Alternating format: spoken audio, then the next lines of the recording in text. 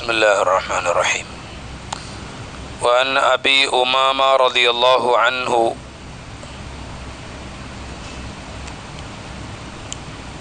قال قال رسول الله صلى الله عليه وسلم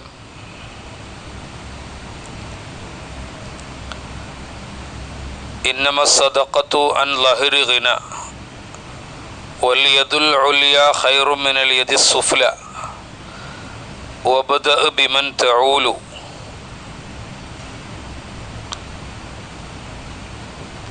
അബൂ ഉമാമ റളിയല്ലാഹു അൻഹു പറയുന്നു, റസൂലുള്ളാഹി സ്വല്ലല്ലാഹു അലൈഹി വസല്ലം തങ്ങൾ പറഞ്ഞു,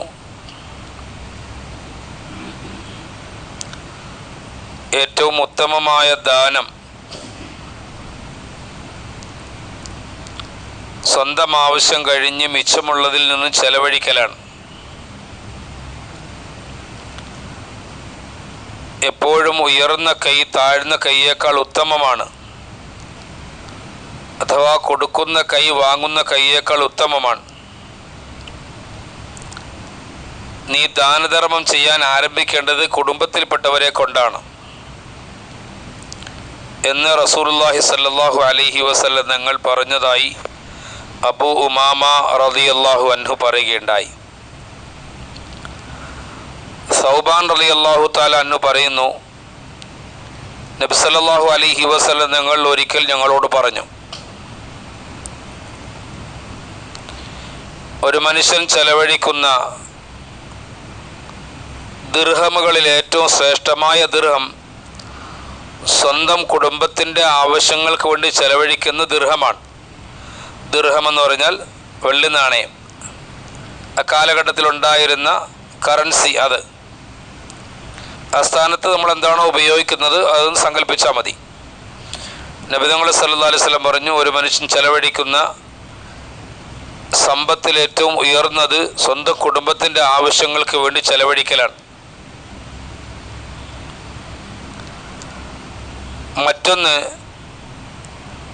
ഒരാൾ തൻ്റെ കയ്യിലുള്ള സമ്പത്ത് ചെലവഴിച്ച് അള്ളാഹുവിൻ്റെ മാർഗത്തിൽ പുറപ്പെടലാണ്. അങ്ങനെ പുറപ്പെടുന്ന സമയത്ത് വാഹനത്തിന് വേണ്ടി ചെലവാക്കുന്നതും ഭക്ഷണത്തിന് വേണ്ടി ചെലവാക്കുന്നതും യാത്രയ്ക്ക് ചെലവിൽ വരുന്നതെല്ലാം ആ ഗണത്തിൽപ്പെട്ടതാണ് എന്ന് റസൂലുള്ളാഹി സ്വല്ലല്ലാഹു അലൈഹി വസല്ലം പറഞ്ഞു.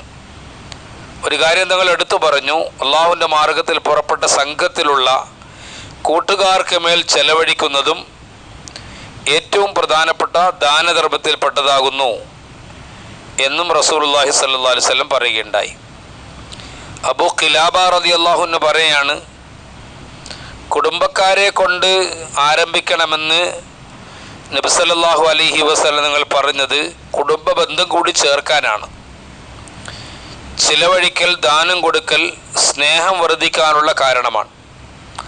റസൂലുള്ളാഹി സ്വല്ലല്ലാഹു അലൈഹി വസല്ലം പറയുന്ന ഒരു ഹദീസ് പ്രകാരമുണ്ട്, നിങ്ങൾ പരസ്പരം സംഭാവനകൾ കൈമാറുക, ഹദിയകൾ കൊടുക്കുക, എന്നാൽ നിങ്ങൾക്കിടയിൽ ബന്ധങ്ങൾ ഊഷ്മളമായി തീരും എന്ന് റസൂലുള്ളാഹി സ്വല്ലല്ലാഹു അലൈഹി വസല്ലം പറഞ്ഞു.